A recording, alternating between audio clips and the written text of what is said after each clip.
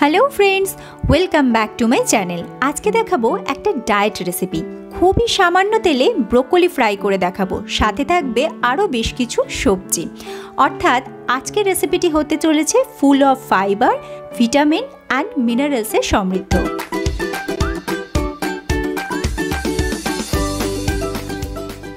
रेसिपिटा शुरू करार साथे साथेई देखिए दिচ্ছি प्रथमे ब्लांचिंगटा किभाबे करब। बेश खानिकटा जल गरम करेছি, तार मध्य निये निয়েছি 1/4 टीस्पून নুন। एर मध्य दिए देब 8टा বিনস, যেটা মোটামুটি একটু মাঝারি মাপ করে কেটে নিয়েছি, আর একই মাপে গাজর কেটে নিয়েছি একটা ছোট, এটাও দিয়ে দিলাম। এখন মিডিয়াম টু লো ফ্লেমে 1 মিনিট সিদ্ধ করব। এরই মাঝে একটা বোলের মধ্যে নিয়ে নিচ্ছি আইস কোল্ড ওয়াটার, সাথে দিয়ে দিচ্ছি কয়েকটা আইস কিউব, তাতে জলটা বেশ খানিকক্ষণ ঠান্ডা থাকবে। এইবার নিয়ে নিচ্ছি ব্রোকলি, একটা ছোট ব্রোকলির অর্ধেকটা পরিমাণ নিয়েছি, ছোট ছোট করে কেটে নিয়েছি, এটাও জলের মধ্যে দিয়ে দিলাম। মিডিয়াম টু লো ফ্লেমে আরও 1 মিনিট আমি সবজিগুলো একসাথে সিদ্ধ করে নেব। ওভারকুক করা একদমই চলবে না। হয়ে গেছে। এইবার সবজিগুলো তুলে সাথে সাথেই ঠান্ডা জলে দিয়ে দিচ্ছি, এতে সবজির সুন্দর সবুজ রং এবং গাজরের যে কালারগুলো সেগুলো ইনট্যাক্ট থাকবে।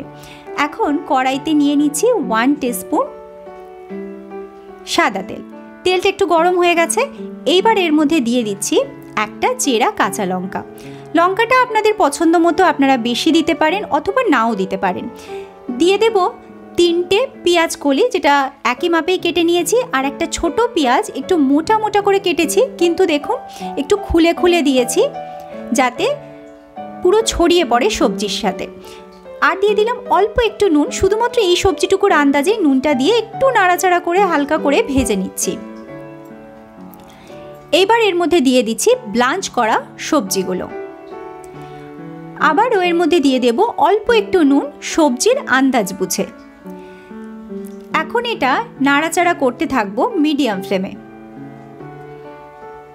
খুব বেশি খুন্তি দিয়ে খোঁচাখুচি করা চলবে না, তাহলে কিন্তু ব্রোকলির ফুলগুলো ভেঙে যাবে। এখন এর থেকে বেশ খানিকটা জল ছাড়ছে, সেজন্য এভাবে একটু নাড়াচাড়া করে নিচ্ছে যতক্ষণ জলটা ভালো করে না টেনে আসছে। জলটা দেখুন, দেখেই বোঝা যাচ্ছে একদম শুকনো হয়ে ড্রাই হয়ে গেছে। এখন আমি এটা লো ফ্লেমে 1 মিনিটের জন্য ঢাকা দেব, তাতে সবজিগুলো খুব ভালো করে সিদ্ধ হবে, আর ব্রোকলির যে ডান্ডির পোর্শনটা সেটা যাতে খুব ভালো করে সিদ্ধ হয় সেই জন্যই 1 মিনিটের জন্য ঢাকা দেব। এর অতিরিক্ত ঢাকা দিলে কিন্তু সবজি ঘেটে যাবে। 2 টেবিলস্পুন টমেটো কেচাপ দিয়ে দিলাম, আর দিচ্ছি 1/2 টিস্পুন চিলি ফ্লেক্স। চিলি ফ্লেক্সটা এই সবজির সাথে খুব ভালো যায়, সেজন্য দিয়ে দিলাম।